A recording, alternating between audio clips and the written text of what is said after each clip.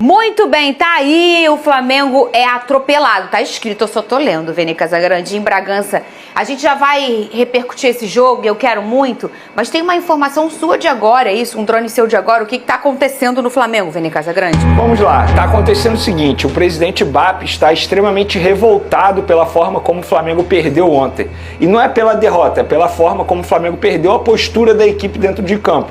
E quando a gente fala equipe, é o conjunto, todos os jogadores, seja do goleiro até o centroavante. E o BAP, presidente, ele entende que o elenco está extremamente acomodado por conta das vitórias nos anos anteriores. Inclusive, ele vai ao CT hoje, ao Ninho do Urubu, algo que não é muito frequente, embora ele de vez em quando marque a presença lá no CT, mas ele vai hoje fazer cobrança geral. Vai cobrar o José Boto, vai cobrar o treinador Leonardo Jardim, que embora tenha chegado há pouco, mas é o responsável também, porque ele está comandando essa equipe há 8 dias durante a data FIFA, e vai cobrar, é claro, os jogadores, porque no entendimento dele, repito, os jogadores estão muito acomodados. Ele quer acabar com essa acomodação que ele entende que está tomando conta no dia a dia do Flamengo. Então, é uma cobrança que eu acho que tem que ter. Eu não sou a favor do presidente marcar presença sempre no CT, é um ambiente de futebol, tem o José Boto lá que é o diretor, mas chega um determinado momento que o presidente precisa agir. E como é que vai agir?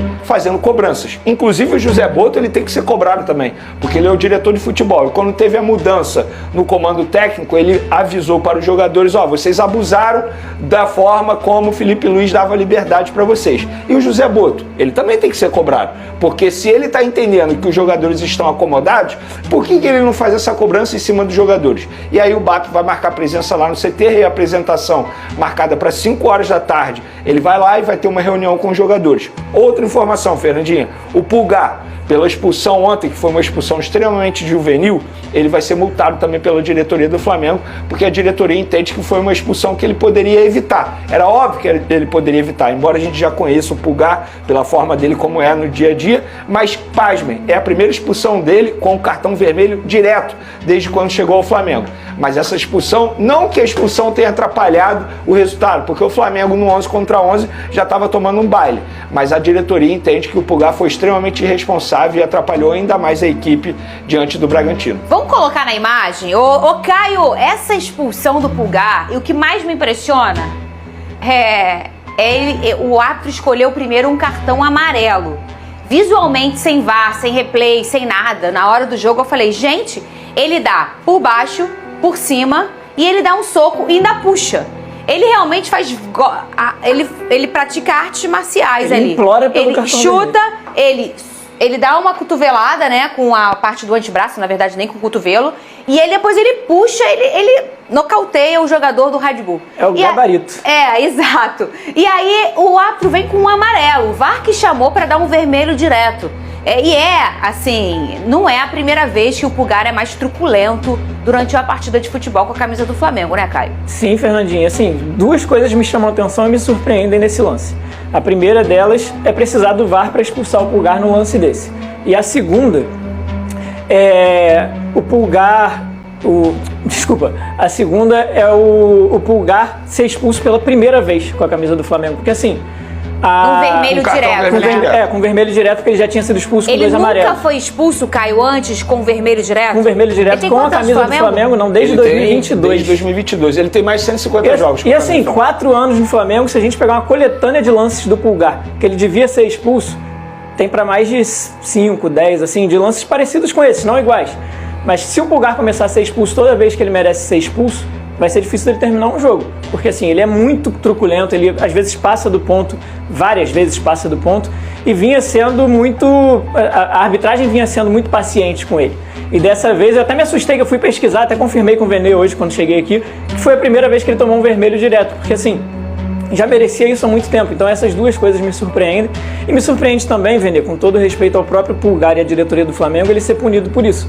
Porque muitas das vezes, eu sei que existe diferença assim, da postura da diretoria do Flamengo, da equipe de comunicação, do Flamengo nas redes sociais, mas recentemente o Pulgar fez um gol contra o Vitória, um golaço contra o Vitória, e a comunicação do Flamengo postou no Twitter. É muito bom comemorar uma pancada do Pulgar. Quando vira brincadeira, quando vira meme, e assim, o fato do Pulgar não ser expulso e não pagar pelo que ele faz dentro de campo, o clube também tem responsabilidade em bater palma para algumas coisas, entendeu? Eu concordo com você, Caio, mas eu acho que talvez essa brincadeira do Flamengo tenha sido num sentido que ele sempre toma um cartão amarelo, né? Sim, sim. Porque ele sempre toma cartão amarelo. E eu acho que tem essa máxima aí dentro da torcida do Flamengo. E o Pulgar, vai tomar amarelo, já garante o amarelo. O Pulgar, quando ele entra, quando a torcida grita o nome do Pulgar, porque pra quem não sabe, no Maracanã a torcida grita o nome de todos os jogadores. Sim. E o grito do Pulgar o Pulgar é mal, pega um, pega a geral. Oi? Talvez isso tenha influenciado no dia a dia do Pulgar. Será, ele sempre essa é uma frase antiga. Ele sempre foi esse jogador irresponsável. E a gente sempre falou isso aqui desde quando ele chegou ao Flamengo. Só que eu acho que em 2026 ele abraçou mais esse personagem. Sim. E talvez isso tenha influenciado dentro de campo. Em relação ao que o Caio comentou, eu acho que uma coisa não tem nada a ver com a outra. O departamento de futebol é uma coisa, o departamento de marketing e comunicação, que toma conta das redes sociais, é outra. Independentemente do que o Flamengo posta nas redes sociais, ele tem que ser punido. Por quê? O Gonzalo Plata já foi punido por questões até mesmo parecidas. O Alacian já foi punido também por uma expulsão boba. Então, assim, 2 pesos, 2 medidas. Mas se você já puniu o Gonzalo Plata, se você já puniu o Alacian, você tem que punir o Pulgar. E sabe por quê? O Pulgar, ele deu sorte. Na final da Libertadores contra o Palmeiras, se ele tivesse sido expulso e o Flamengo tivesse perdido o título por conta da expulsão dele, talvez hoje ele nem tivesse mais com a camisa do Flamengo. Porque ele é irresponsável assim há vários jogos. Não é a primeira vez que ele foi irresponsável. Então eu acho que a diretoria está certa sim em punir, porque, repito, o placar de 3-0, no 11 contra 11, o Flamengo já tinha tomado um baile. Eu acho que a derrota do Flamengo não tem nada a ver com a expulsão dele, mas eu acho que tem que servir de exemplo pro Pulgar, para ele aprender, talvez, e eu acho que não vai aprender, e para os demais jogadores. Mas ele tem que sempre tomar a punição. É, mas eu não sei se claro...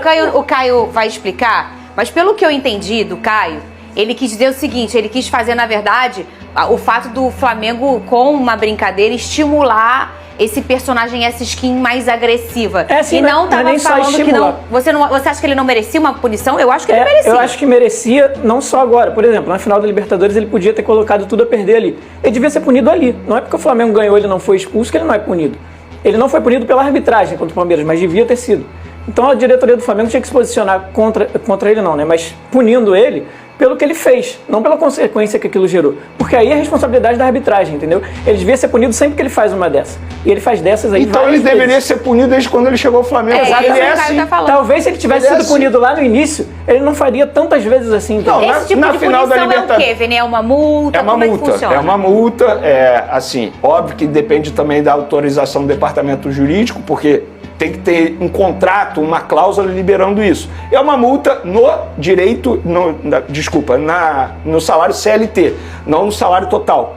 Então, assim, o salário é dividido, CLT 60%, direito de mais 40%. E aí tem um percentual de 10% a 20% que ele recebe essa multa. Gente, assim, no bolso do jogador, isso não vai mudar nada. Nada. Não muda, mas eles não gostam. O que muda é o seguinte, é o exemplo para os demais jogadores. É isso. A gente sabe disso. E na boa, assim, o Pulgar, eu já cansei de defender em determinados momentos, a gente sabe como é importante ter um jogador como ele, a gente sempre menciona isso aqui, Fernandinho, em 4 anos de programa. Só que em determinados momentos, não sei o que se passa na cabeça do Pulgar. Parece que ele dá um on e um off, ele desliga e faz o que fez ontem. Como o Caio mencionou isso, e é um exemplo de expulsão. Jogador, você quer aprender a ser expulso? Pega esse lance do Pulgar, porque ele merecia ter sido expulso do começo ao fim. E me chama a atenção um árbitro correr da forma que ele correu para dar um cartão amarelo. Era melhor se ele não desse cartão. Porque ele assim, nem olha pra bola. ele ia errar, beleza. Ele ia errar, ele não viu o lance. Agora ele viu e deu um cartão amarelo, ele foi salvo pelo VAR. Porque, repito, o que o Pulgar fez ontem é uma aula de como um jogador tem que ser expulso. Gente, ele dá uma joelhada, ele dá bate com o antebraço no rosto e puxa, ele finaliza. O que me pega é a bola no alto e olha pra onde ele tá olhando. Ele só tá olhando pra cara do... E ó, na coletiva, o Leonardo Jardim, que é o treinador do Flamengo, falou sobre a expulsão do Pulgar. Vamos ver o que ele disse. Com certeza que ele não teve o melhor comportamento. Eu sei que ele quer ganhar, como toda a gente quer ganhar, mas há uma coisa que a gente tem que ter a capacidade, que é no jogo com o controle emocional. E o Pulgar tem o sangue quente, mas ele sabe que tem que ter cuidados porque prejudicou a equipa, apesar do resultado já estar 2-0, mas prejudicou a equipa numa possível reação. E com certeza que o Pulgar ou qualquer outro outro colega ou qualquer jogador do Flamengo tem que ter essa atenção. Muito bem, tá aí a opinião do treinador Leonardo Jardim sobre a expulsão do Pulgar. E o Danilo ontem, depois da partida, falou sobre a derrota, a qual ele definiu como vergonha. Aqui na tela, essa foi uma entrevista para Sport TV, tá bom? Vergonha hoje, disse o Danilo. O que a gente fez em campo hoje é algo que não pode acontecer com a camisa do Flamengo. Mas nem só pela camisa do Flamengo, é pela história individual de cada um. A gente tem que fazer um exame de consciência nesse momento. Já foram alguns nessa temporada. Que cada um assuma a sua responsabilidade dentro do vestiário, fora também. Agora não é hora de falar muito, precisamos agora estar calados. É essa hora que depois que você viu que você falou uma coisinha, aí você fala, é melhor eu ficar calado, sabe, Vene?